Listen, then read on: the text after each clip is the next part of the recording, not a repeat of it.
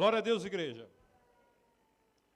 Meus amados, hoje daremos início à série expositiva na primeira carta de João.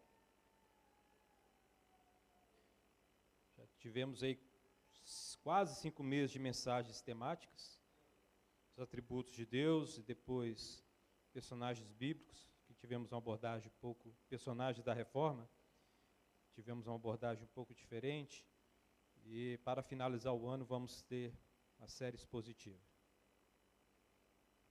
Meus amados, quero que os irmãos compreendam algo que é muito importante. O ser humano não gosta de estudar. E quando a gente traz uma mensagem dessa que é mais detalhista, que é uma explicação do texto que a gente vai ler, eu sei que os irmãos preferem mensagens mais práticas, temáticas, mas quero falar para a igreja para ter maturidade. Amém, igreja? Nossa igreja não é uma igreja de modinha, nem uma igreja que fica atendendo às necessidades de distração do ser humano. Nós fazemos o que devemos ser feito. E mensagem expositiva é importante para a saúde da igreja.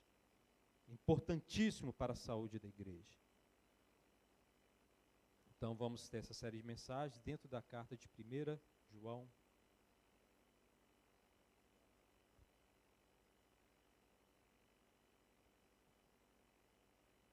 O propósito dessa série de mensagens é capacitar a igreja para responder algumas perguntas. Se alguém vier para você e falar o seguinte, imagina o seguinte, se alguém vier para você e falar o seguinte, olha, não importa o que você faça com o corpo, não, se você tiver um conhecimento superior, você está bem diante de Deus. Né? E se alguém vier para você e falar o seguinte, olha, Deus não é tão bom assim. Se alguém vier para você e falar o seguinte, olha, esse aqui é fraco, esse aqui é pecado, a carne, a matéria é ruim, né, o corpo, enquanto eu estiver preso nisso aqui, eu seria um pecador. Você tem como responder? A carne, a matéria é ruim, e o pecado está ligado inerentemente à matéria, ao corpo. João vai falar disso. Não necessariamente que a gente vai responder isso hoje, mas durante a carta a gente vai responder isso aí. Se alguém vier para você e falar o seguinte, olha, eu sou bom, eu sou uma pessoa boa, e eu consigo viver uma vida sem pecado. Se alguém falar isso para você, o que você vai retornar? O que você vai falar? Ou se alguém vier para você e falar o seguinte, olha, você não tem a salvação. Você não é salvo. Né? Você não tem a salvação. Você tem como responder biblicamente? Porque não importa o que a gente acha, não, meu querido. O que importa é que a Bíblia diz. Amém, meus amados? E importa se a gente crê também. Né? A fé está operando naquilo que a palavra de Deus diz. Outros podem falar, né, algo parecido, né, com o que...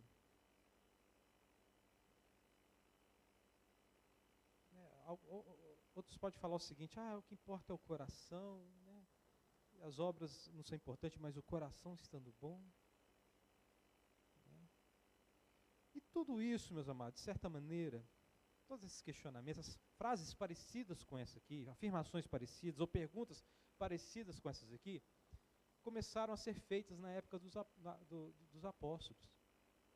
A gente vê isso ali começando, principalmente no registro bíblico, começando ali na igreja de Corinto, depois, né, Colossenses um pouco, não, talvez não, mas Colossenses, o início ali de uma mistura. E a coisa aqui com João, provavelmente ele já estava mais velho, estava com idade avançada, e essas ideias começaram a tomar corpo. Os irmãos devem entender os irmãos devem entender o seguinte, a igreja teve aquele primeiro momento ali de pregação e crescendo em números, crescendo e Paulo indo para uma cidade, indo para outra, e fundando uma igreja e tal, e tal, e tal, e pessoas se agregando, sendo batizados e tal, e a coisa acontecendo. Mas com o passar do tempo, o Espírito começou a deixar bem claro para os apóstolos, e Paulo fala disso para Timóteo. O Espírito está deixando bem claro que agora, além das dificuldades que enfrentamos com os judeus, com o Império Romano, enfrentaremos dificuldade dentro da igreja, porque surgirão no meio de nós falsos profetas. Surgirão no meio de nós espíritos enganadores, falsos profetas. E aí Paulo fala para Timóteo de algumas coisas que eles estavam fazendo, já pregando de diferente do evangelho na época de Paulo, proibindo certo tipo de alimentação, falando contra casamento e outras coisas. A questão aqui, a coisa não para, e sempre está se inovando e tomando outras formas. E ali, esses espíritos enganadores começam a falar agora contra a pessoa de Cristo, a distorcer a pessoa de Cristo. Quem Cristo é? Quem Cristo é? O que Ele fez? E se ocorreu alguma distorção nesse sentido, você atrapalha todo o Evangelho. Por exemplo, hoje, nos dias de hoje, existe religião que fala que fala bem disso. Você vai entrar lá no templo desse, você vai ver de todo tamanho lá, Jesus. Aí você pensa, ó, que coisa boa, Jesus. Né? Está lá Jesus, e de repente está lá Jesus Cristo, é o Senhor, mas como eles tratam Cristo? Quem é Cristo para eles? De repente eles afirmam o seguinte, olha, Jesus Cristo não sofreu dor quando ele foi crucificado, e o que salva não é o sangue dele derramado, e sim o conhecimento superior que ele nos deu. Você sabia que hoje você encontra isso? Uma vez aqui no altar desta igreja, um pastor, né? Não era pastor da igreja, mas era um obreiro. Ele falou o seguinte, no altar dessa igreja, isso tem anos, tem 32 anos. Eu lembro disso até hoje. Falou no altar dessa igreja que Jesus Cristo não sentiu dor quando ele foi crucificado. Você acha que isso é grave ou não? É gravíssimo. Desde o Antigo Testamento, o ser humano é ensinado por Deus. Sem derramamento de sangue não há remissão de pecados. Quando a palavra diz que Deus agradou moê-lo, você acha que Jesus Cristo recebeu a anestesia do Pai?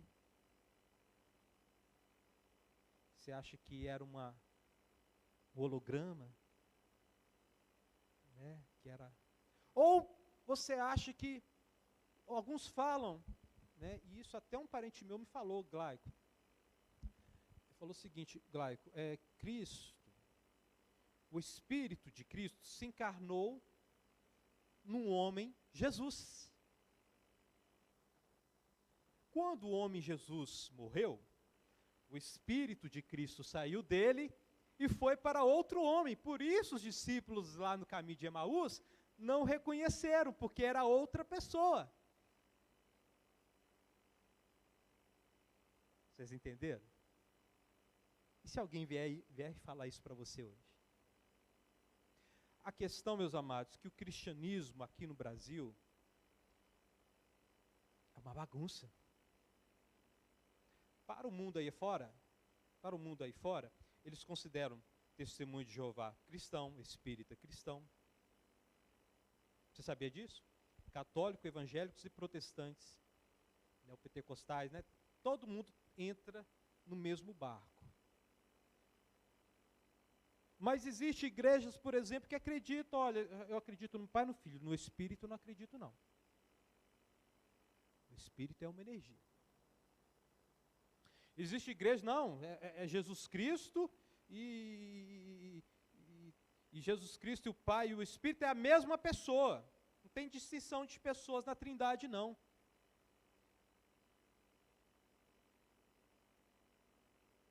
Então, essas coisas são importantes, você entender, para que você responda, porque no meio da igreja que você vai encontrar essas confusões. Se alguém vier para você e fala o seguinte: você não é salvo, com base em que você vai afirmar: eu sou salvo, sim? Com base em quê? Ou se alguém falar que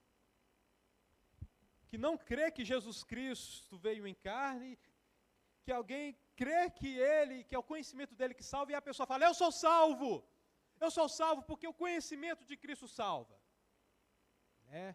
Se eu fazer tudo aquilo que ele mandou, amar o próximo como a mim mesmo, eu serei salvo. Você tem condições de falar: não, você não é salvo, não?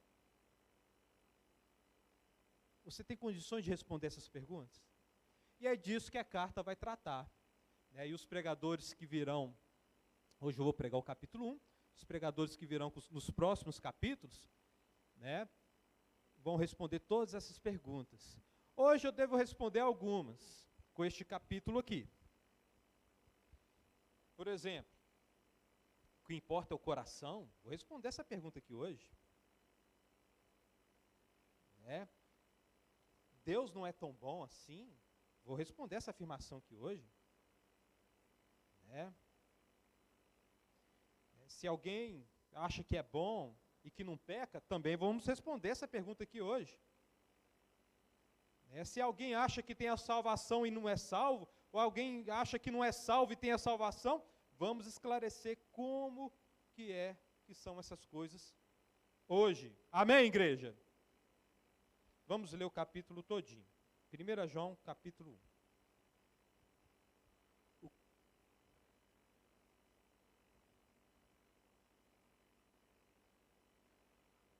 O que era desde o princípio, o que ouvimos, o que vimos com os nossos olhos, o contemplamos e as nossas mãos apalparam. Isto proclamamos a respeito da palavra da vida. A vida se manifestou, nós a vimos e dela testemunhamos e proclamamos a vocês a vida eterna, que estava com o Pai e nos foi manifestada. Nós lhes proclamamos o que vimos e ouvimos, para que vocês também tenham comunhão conosco. Nossa comunhão é com o Pai e com seu Filho, Jesus Cristo. Escrevemos essas coisas para que a nossa alegria seja completa. Esta é a mensagem que dele ouvimos e transmitimos a vocês. Deus é luz, nele não há treva alguma. Se afirmarmos que temos comunhão com ele, mas andamos nas trevas, mentimos e não praticamos a verdade. Se, porém, andamos na luz, como ele está na luz, temos comunhão uns com os outros, e o sangue de Jesus, seu Filho, nos purifica de todo pecado. Se afirmarmos que estamos sem pecado, enganamo-nos a nós mesmos, e a verdade não está em nós. Se confessarmos os nossos pecados, ele é fiel e justo para perdoar os nossos pecados e nos purificar de toda injustiça. Se afirmarmos que não temos cometido pecado, fazemos de Deus um mentiroso, e a sua palavra não está em nós. Pai Santo, esta é a tua palavra maravilhosa. Meu Deus, que possamos entendê-la, que possamos praticá-la. Que o Senhor me ajude, Pai, neste momento, ao explicar este texto, que o teu Santo Espírito esteja sobre mim, esteja sobre a igreja do Senhor, que somos dependentes do Senhor, Pai. Sem o Senhor nada podemos fazer. No nome de Jesus, amém. Versículo 1 e 2. O que era desde o princípio, o que ouvimos, o que vimos com os nossos olhos e contemplamos e as nossas mãos apalparam, isso proclamamos a respeito da palavra da vida. Meus amados, além de Cristo, vou mudar a pergunta. Quem Cristo instituiu como autoridade da igreja? quem Cristo colocou. Vocês são autoridade sobre a igreja. Hã? Vocês são autoridade sobre a igreja. Os apóstolos. Amém, igreja? Está acordado, meu irmão? Está acordado, meu irmão? Quem é a autoridade sobre a igreja que foi instituída por Cristo Jesus? Os apóstolos. Amém, igreja? Por quê? Está aqui no texto. Desde o princípio, eles ouviram, eles viram, eles contemplaram e as mãos deles apalparam. Você sabia que a sua fé é um pouco diferente da fé dos apóstolos? Você ouviu alguma coisa? Você viu alguma coisa? Você apalpou alguma coisa? Você viu o Rei da Glória, Jesus Cristo? Você estava lá no secreto com ele, recebeu todos os ensinamentos? Quando Jesus ensinava por meio de parábola, você estava lá? Quando Jesus Cristo ressuscitou, você viu ele ressuscitado? Nós somos mais bem-aventurados, porque nós não vimos e, glória a Deus, igreja, mas a gente não viu e ouviu e apalpou de fato. Através do Espírito Santo conseguimos ter experiências maravilhosas com Deus, amém, meus amados? Mas a inerrância, a exatidão, a autoridade não foi dada para nenhum pastor, nenhum irmão, nenhum profeta, ninguém, mas foi dado aos apóstolos. Então a nossa igreja tem que ser uma igreja apostólica. Glória a Deus, igreja. Onde você encontra os ensinos dos apóstolos? Somente aqui. Somente as Escrituras. Glória a Deus, igreja. Quem é que explica o Antigo Testamento bem explicado? Os apóstolos. Quem é que entendeu toda a Escritura, o Antigo Testamento, e escreveu para a nova sociedade de Deus, para a igreja de Deus, que agora vai incluir os gentios, todas as pessoas de todas as nações? Os apóstolos. Tudo que você viu no Antigo Testamento apontava para Cristo, apontava para a igreja e apontava para o futuro. E quem traz a interpretação do Antigo Testamento, e quem viu Jesus Cristo, e quem traz as novidades para a igreja e as mudanças que vão acontecer do Antigo Testamento para o Novo Testamento, são os apóstolos. Glória a Deus, igreja. Quem é que Deus deu autoridade para falar agora pode comer carne de porco? Para quem que Deus deu essa autoridade? O apóstolo Pedro e o apóstolo Paulo. Você sabia disso? Houve uma mudança entre o Antigo e o Novo Testamento. As coisas do Antigo Testamento tinham uma certa função. Muitos mandamentos tinham uma função ali temporária. E agora nós temos a verdade através dos apóstolos. Glória a Deus, igreja. Então, o apóstolo João aqui, de certa maneira, ele está chamando para ele mesmo a autoridade. Olha aqui, ó.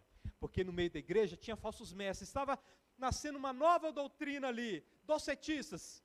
Quem são esses, pastor? São pessoas que acreditavam que Jesus Cristo era um holograma. Gnosticismo. Estava surgindo ali pessoas que afirmavam, Cristo é o conhecimento dele que salva. Né? É o conhecimento dele que salva. E outra, só aqueles que têm o conhecimento superior que são salvos. O restante. Pessoas que afirmavam o seguinte, olha, eu posso fazer com o corpo o que eu quiser, contanto que minha mente tenha esse conhecimento superior. Aí vem o apóstolo João e fala, logo na introdução ele já já dá uma apertada boa de parafuso aí. Eu vi, eu apalpei, eu ouvi. E eu anunciei para vocês. E aí o apóstolo João, ele vai apertando um pouquinho. E no meio dessa chamada de atenção, porque ele está falando coisas maravilhosas, ele louva o Senhor, né? Versículo 2. A vida se manifestou entre nós. A palavra da vida, quem é a palavra da vida? Jesus. A vida se manifestou.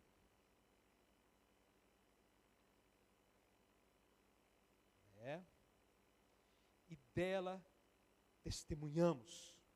E proclamamos a vocês a vida eterna que estava com o Pai e nos foi manifestada. Ou seja, nós ouvimos, nós vimos, nós apalpamos Jesus Cristo. Ele é a vida. Ele estava desde a eternidade com o Pai. Nós apresentamos Ele da maneira correta para vocês.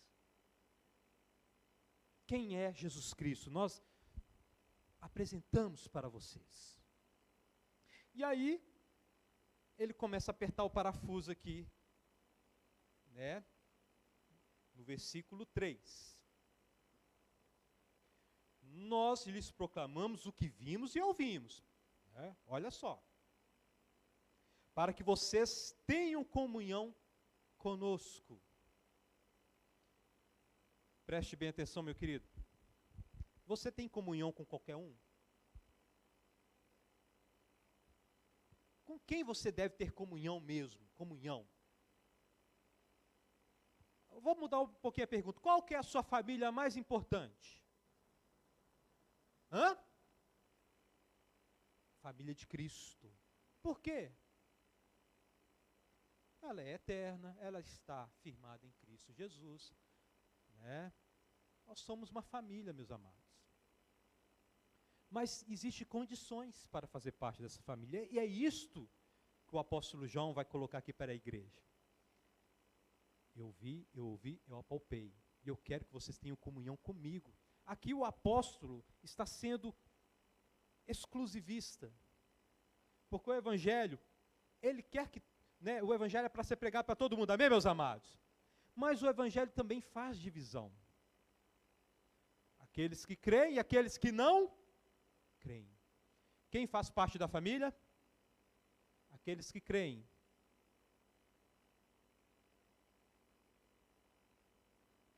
Aqueles que creem. Então o apóstolo João fala, olha, o que ele está querendo falar aqui? Olha, eu estou apresentando a verdade da maneira correta para vocês. Querem permanecer em comunhão conosco? Né? Se apeguem à verdade da maneira que eu passei para vocês. Eu sei que não está escrito dessa forma assim, mas é uma forma bem leve de falar isso, porque a igreja, muitos na igreja, estavam saindo da igreja, João vai falar disso, saíram do meio de nós, porque não eram dos nossos. E outros estavam meio que fraquejando na fé, duvidando da sua salvação, querendo, fraquejando mesmo. Meus amados, doutrina é muito importante, meu querido irmão. Eu sei que as pessoas por aí afora têm resistência a falar de doutrina, pastor. Eu não gosto de doutrina, não. Doutrina causa divisão, mas é necessário. Existem doutrinas que você não pode abrir mão, meu querido irmão. Não pode. Existe doutrina que a gente passa por cima. A gente batiza mergulhando ou jogando água na cabeça. Né? Existe doutrina que a gente não faz divisão, assim, olha, quem acredita nisso é irmão, quem não acredita não é irmão. Mas existe doutrina que é determinante, você tem que entender. As doutrinas sobre Cristo Jesus não podem ser alteradas, trocadas, pervertidas. Nós, meus amados, nós como igreja devemos fazer um esforço imenso e sincero para permanecer na doutrina dos apóstolos, porque por natureza queremos novidade, queremos, né, ter experiências novas e buscar coisas novas, sendo que Deus se renova na simplicidade nas nossas vidas. Glória a Deus, igreja. Vamos tomar cuidado, igreja. E o apóstolo João fecha a questão aqui, ele vai afunilando a coisa. E ele também mostra o seu desejo, né? Meu desejo é que vocês tenham comunhão conosco. Eu proclamei a verdade porque eu quero que vocês tenham comunhão comigo. Eu quero que vocês tenham comunhão comigo, mas sem abrir mão da verdade. Meus amados, muitos meus amados, estão querendo ter comunhão por ter comunhão, abrir mão da verdade. Abrindo mão de doutrinas, não. O que importa é a unidade, é a comunhão. Meu querido, isso já aconteceu a nível de humanidade milhares de anos atrás. A humanidade toda estava reunida, unida, no mesmo propósito. Comunhão. E Deus veio e confundiu as línguas para realmente gerar divisão. Comunhão por comunhão não presta. Fala assim com o seu irmão, comunhão por comunhão não presta. Fala assim com o seu irmão, a comunhão deve estar baseada na verdade. Glória a Deus, igreja. É isso que o apóstolo está falando. Eu quero que vocês tenham comunhão comigo. Eu proclamei a verdade, eu vi. Em outras palavras, eu estou correndo risco de vida. Eu estou pagando o preço para pregar o evangelho, para falar disso que eu vi, ouvi, apalpei.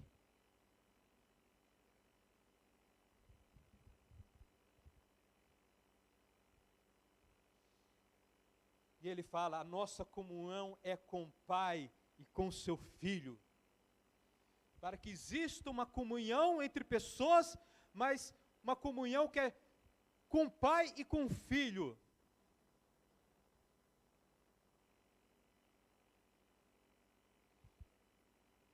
Escrevemos essas coisas para que a nossa alegria seja completa. Ou seja, eu quero que vocês fiquem firmes na mensagem que eu anunciei para vocês. Esta é a minha alegria. Que a mensagem que eu preguei, que o Cristo que eu mostrei para vocês, que o Evangelho que eu mostrei para vocês, que Deus é santo, que nós somos pecadores e que Jesus Cristo, o Filho de Deus, se encarnou, morreu numa cruz e pagou pelos nossos pecados. Ali na cruz, e ressuscitou ao terceiro dia, e em breve voltará para buscar aqueles que creem no nome dEle. A minha alegria completa é que vocês estejam firmes nessa verdade que eu anunciei para vocês.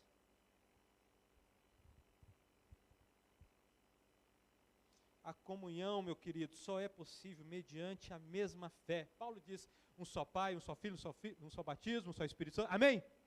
É a mesma fé. E, meus amados, vamos olhar também para a motivação do apóstolo. Ele quer ter comunhão, mas uma comunhão baseada na verdade. E é assim que pregamos o Evangelho. Nós não adulteramos o Evangelho, nem tiramos e nem colocamos. Vamos pregar o Evangelho puro e simples e que a comunhão esteja baseada nele. Se as pessoas se converterem, que seja por causa do Evangelho. E não porque pregamos algo a mais ou tiramos algo do Evangelho para atrair pessoas. Não.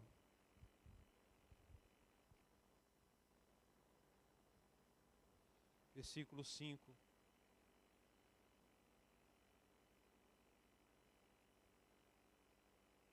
Esta é a mensagem que dele ouvimos e transmitimos a vocês.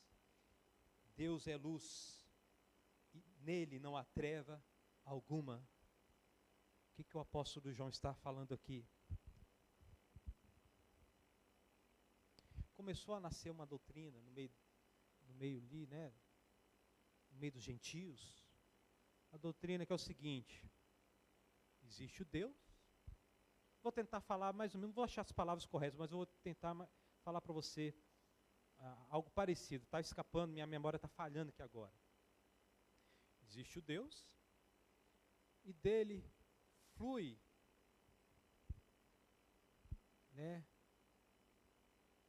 eles vão chamar de íons, acho que não íons, são íon. Esqueci, me ajude aí alguém que se lembrar aí, está faltando. e dele saem pequenas divindades.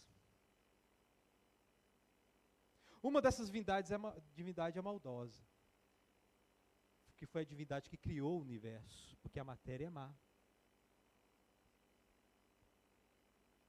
Então, olha só a bagunça, existe vários deuses e tem divindade má, que na divindade ele precisa se purificar, o Deus, o original, tem que se purificar, se desprendendo dessas imperfeições que surgem, criando novos deuses. É uma bagunça, né? Isto começou a nascer lá na época de João. Isso tomou forma mesmo no segundo século, no terceiro. Tá? Mas começou. Mas o que o apóstolo João está querendo atacar aqui? Gente, a mensagem que eu trouxe para vocês é o seguinte: Deus é santo, santo, santo. Deus é luz. Ou seja, não há vestígio, não há imperfeição, não há nada impuro em Deus. Deus é bom, justo, fiel, amoroso. Deus é luz. Deus é santo. Nele não há treva nenhuma. João está querendo destacar a moralidade aqui, caráter. Não existe mal, pecado, nenhuma mancha em Deus. Deus é luz e nele não há treva nenhuma. Glória a Deus, igreja. Então, tem que tomar cuidado. Tem que tomar cuidado. Olha só como é que a coisa é tão complicada, meus amados. Os irmãos devem até ter livro desse homem. Não vou falar o nome dele não, se alguém quiser saber, depois me pergunte. Tem um pastor, que eu nem posso chamar mais de pastor no Brasil, que ele entrou em crise, porque ele foi seguindo essas filosofias humanas, lendo demais e ficando doido. E começou a entender algumas coisas meio que bagunçado. Olha, se existe maldade no mundo, Deus não é todo poderoso. Porque se fosse todo poderoso, não existiria maldade no mundo. Então ele começou a afirmar que Deus não é todo poderoso. Começou a afirmar que Deus não é todo poderoso. Imagina isso, meu querido irmão. Que Deus não é todo poderoso e não sabe de todas as coisas, porque uma coisa puxa a outra.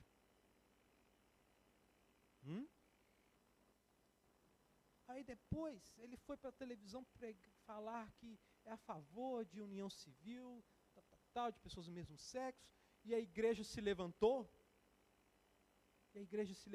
E ele foi no altar bater na igreja. Vocês convivem comigo? Aí foi falar lá, o Estado é laico, sei lá o quê. Vocês convivem comigo? Você sabe que eu não concordo com isso? Agora ele foi na igreja, na frente da igreja, afirmar: nós somos uma igreja inclusiva. Vocês entenderam? Aceitamos tudo quanto é tipo de relacionamento. Homem com homem, mulher com mulher. Meus amados, está lá escrito Romanos capítulo 1, é só começar a ignorar a verdade de Deus que o homem se torna louco e não tem fim essa loucura. Mas estamos aqui novamente para afirmar, porque acreditamos e sabemos que é fato, Deus é luz e nele não há treva nenhuma. Glória a Deus, igreja.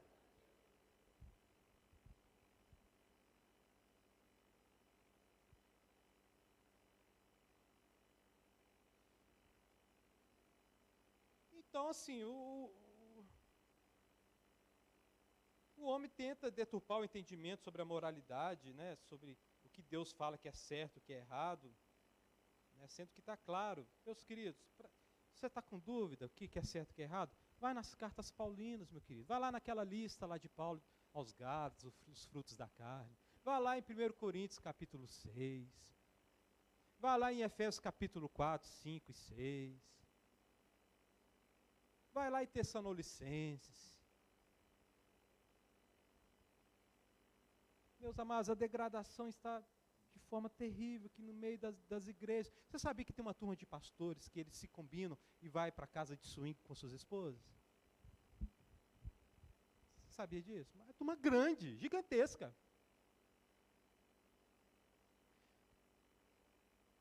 Deus é luz e nele não há treva nenhuma. Glória a Deus, igreja. Aí começam os sofismas. Começa os malabarismos intelectuais. Não, pastor, adultério é só quando eu engano a minha esposa. Agora, quando a minha esposa sabe, está tranquilo. Ou quando ela concorda e nós dois combinamos, não é adultério mais. Talvez você que está aqui na Igreja Batista Irmão, a gente, pela misericórdia de Deus, estamos dentro da palavra, meus amados? Pela graça dele, você não sabe o que está acontecendo por aí afora. E fica assustado ao ouvir isso, mas isso está virando comum.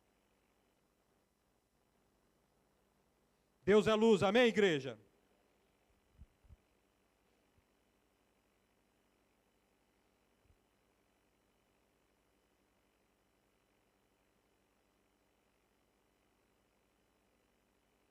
Então, assim, começou a circular lá na época de João, que a igreja podia viver sem os mandamentos de Deus. Olha, não precisa ligar para os mandamentos, não. Você tendo conhecimento superior, você está garantido.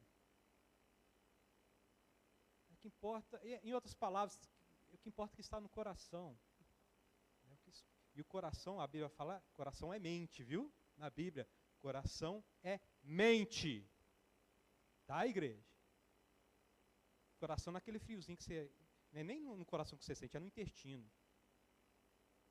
A gente acha que isso é coração. Não, isso é entranha. Entranhas, né? As minhas entranhas.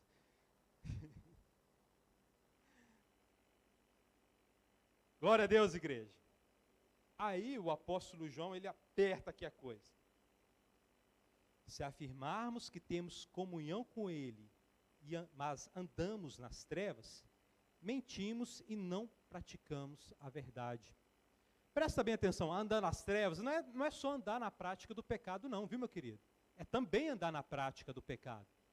Mas andar nas trevas envolve algo muito interessante, que é afirmar que você é bom. É afirmar que você não tem pecado. Ele vai falar disso mais para frente. Sabe? Andar nas trevas é andar na ignorância.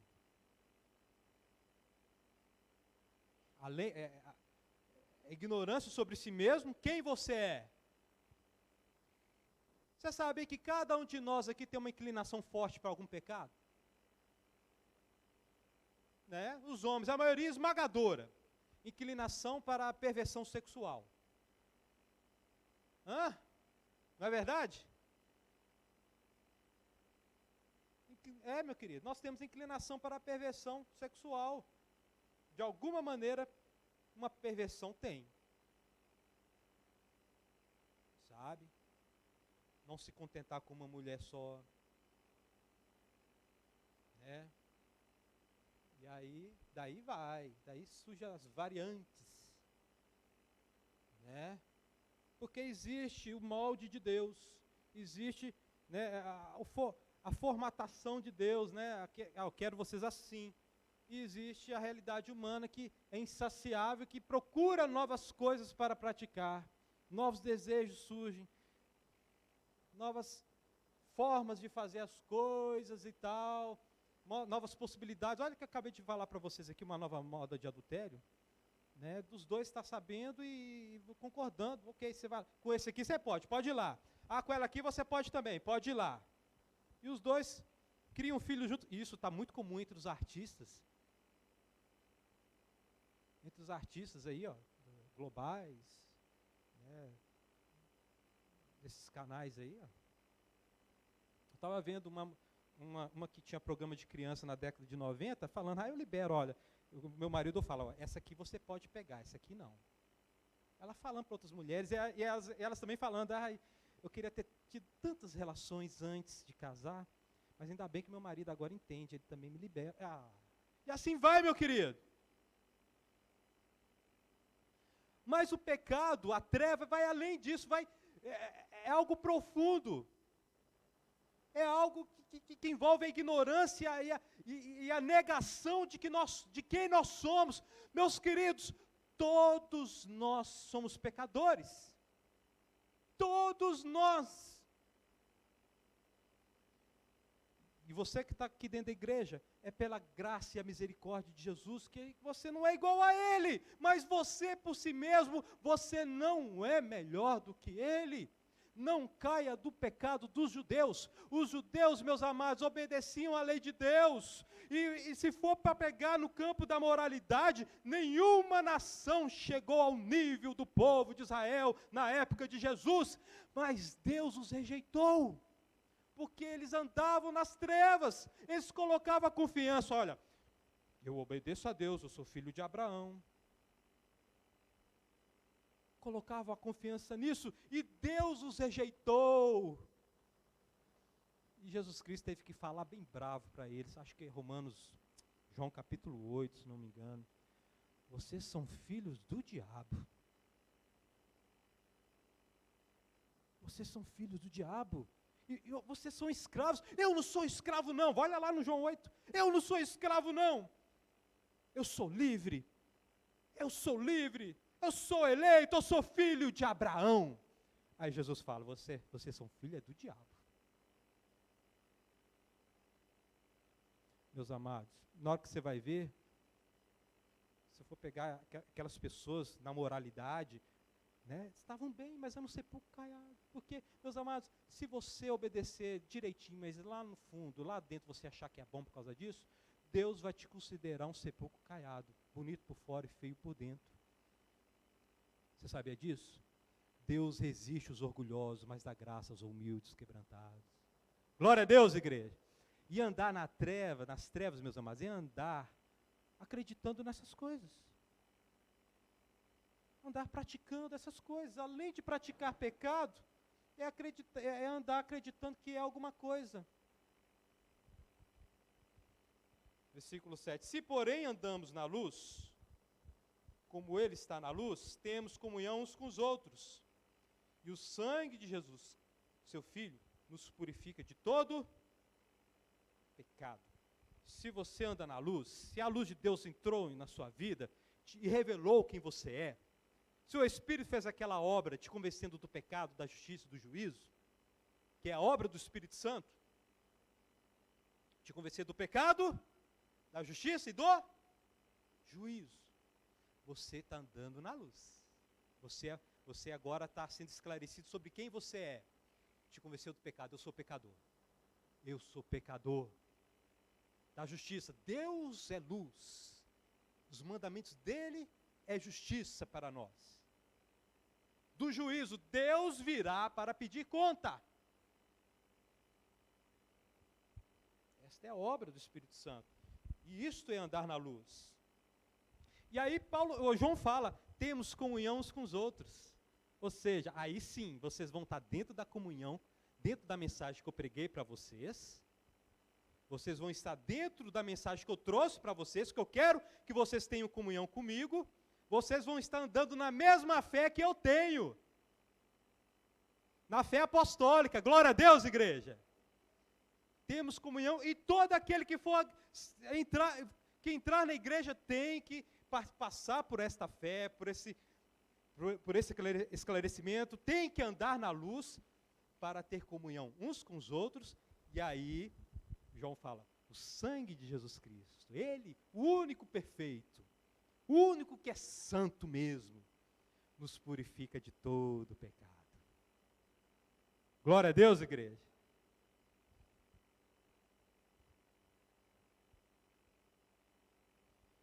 Versículo 8, se afirmarmos que estamos sem pecado, pecado não é pecados não, pecado. Ou seja, se afirmarmos que somos bons, se afirmarmos que não existe uma força dentro da gente, que Paulo chama de carne, que João chama de trevas, agora acabou de chamar de pecado. Se afirmarmos que não temos essa natureza pecaminosa, este pecado, né, que vem lá de Adão, o pecado original, onde a gente se levanta contra Deus. Se Deus, meus amados, fala o seguinte: está proibido sentar na primeira fileira, todo mundo vai querer sentar na primeira fileira. No mínimo vai ficar curioso. Por quê? Vai questionar: por que não pode sentar na primeira fileira? O que você acha? De onde você acha que vem isso, meu querido? Isto se chama o pecado. Se afirmarmos que não temos isso, o que o João fala aqui? Somos mentirosos. Por quê? Tinha uma turma lá falando que era boa. Tinha uma turma lá afirmando: ó, eu tenho conhecimento superior. Aí, versículo 9. Se confessarmos os nossos pecados, Ele é fiel e justo para perdoar os nossos pecados e nos purificar de toda injustiça. Aí João fala o seguinte: olha, é necessário que você confesse os seus pecados. Ele é fiel e justo. Por quê? Ele é fiel porque ele prometeu que perdoaria se confessarmos. Amém, meus amados? Meu querido, Deus prometeu, se alguém se confessar os seus pecados, e Ele vai cumprir a promessa, Ele vai perdoar. Glória a Deus, igreja. E justo, por que Ele é justo para perdoar? Porque Ele vai cumprir com a sua palavra. Ele é justo, Ele vai cumprir com a sua palavra. Porque Ele é o único que tem condições de fazer isso. Ele é o justo. No Evangelho é revelada a justiça de Deus. Você sabe, né? Paulo traz isso de maneira sistemática maravilhosa. No Evangelho, Deus mostra como ser justo e misericordioso ao mesmo tempo. Ele pune Jesus Cristo no seu lugar. Ele pune a pessoa que vale mais que toda a humanidade, os anjos, tudo junto. Jesus Cristo. Pune ele, e agora ele pode perdoar aqueles que não merecem ser perdoados. Porque ele puniu aquele que vale mais do que todos, Jesus Cristo, nosso Senhor. Então ele é fiel e justo por causa de tudo isso. Ele cumpre com aquilo que ele fala, puniu Jesus Cristo, né? E Ele vai perdoar os nossos pecados. Se confessarmos que temos pecado e confessarmos que temos pecados. Glória a Deus, igreja. Está vendo o tipo de comunhão que devemos ter uns com os outros? O tipo de comunhão o tipo os critérios que são exigidos para termos comunhão com Deus? Versículo 10. Se afirmarmos que não temos cometido pecado. Aí ele traz para agora, né? Ok. Se você falar o seguinte: eu sou pecador, isso ser uma coisa superficial, meu querido, você está caminhando para o farisaísmo. Porque a gente faz isso, tá? Eu sou pecador. É tipo, como é que fala? É uma saída rápida para o confronto que você deve ter com você mesmo. Ou com a pessoa que está te confrontando em algum pecado. Eu sou pecador. A carne é fraca. A gente usa, né, desses artifícios aí de argumentação aí para sairmos pela tangente. Mas o que o João está falando é o seguinte: nós, a igreja de Deus, o povo de Deus, tem cometido pecado. É isso que ele está falando aqui. Não existe nenhum perfeito no meio da igreja de Deus. Por que ele está falando isso, meus amados? Porque tinha gente falando isso naquela época. Podia até ter aqueles que, no passado eu já fui pecador, mas agora eu sou santo. Pelo seu próprio mérito. Eu sou santo pelo mérito de Cristo. Amém, meus amados? Sou santo pelo mérito de Cristo, estou sendo santificado pelo poder do Espírito, e vou ser santo na glorificação pela graça de Cristo que vai transformar o meu coração. Glória a Deus, igreja. Aplauda o Senhor, porque a Ele toda a honra e toda a glória. Bendito seja Deus, Deus gracioso. se afirmarmos que não temos cometido pecado, fazemos de Deus um mentiroso. Misericórdia. Não, meu querido, toma cuidado. Jamais pense que você é bom. Você comete pecado, meu querido irmão.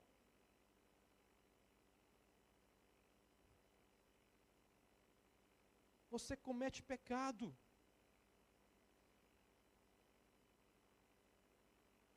Fazemos de Deus um mentiroso e a sua palavra não está em nós. Toma cuidado, igreja. O que João está falando aqui é o seguinte, olha, não seja um cristão superficial. Convicção de pecado é algo profundo na vida do cristão. Ele olha para o passado e vê a misericórdia de Deus, e olha para o presente e também vê a misericórdia e a graça de Deus.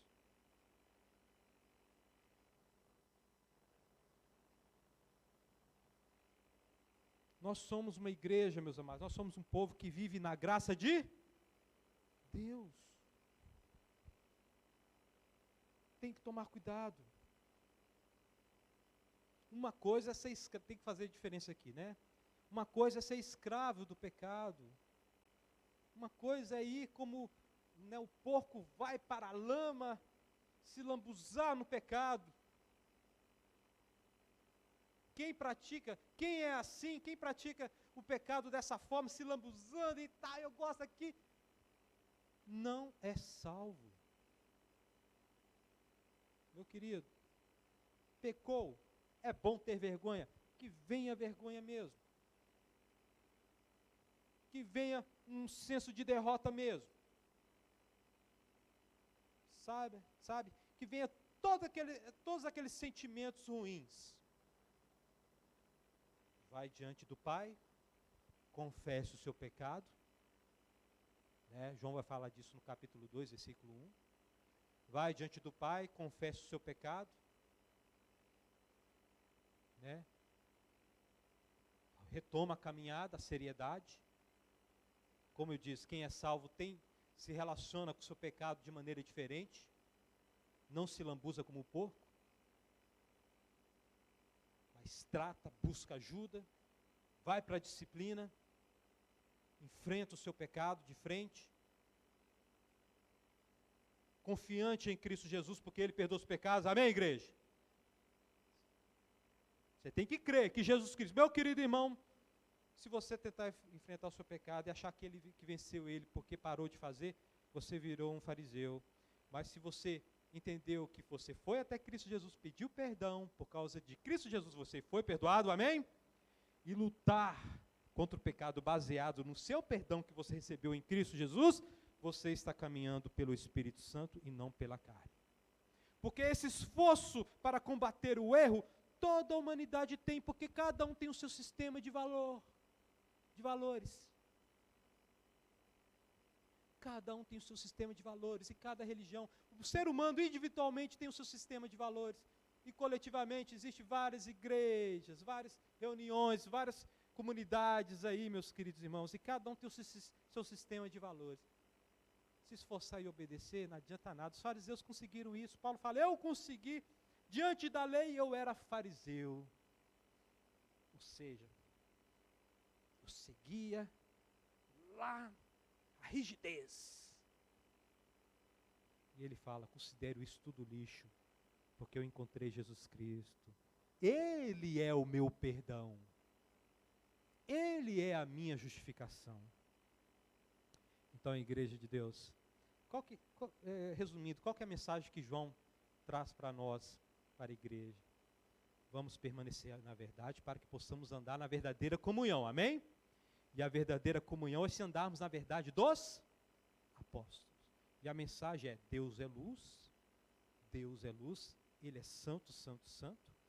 Eu sou pecador, eu preciso confessar que eu sou pecador, tenho pecado, e tenho pecados, e tenho que admitir, eu tenho cometido pecado.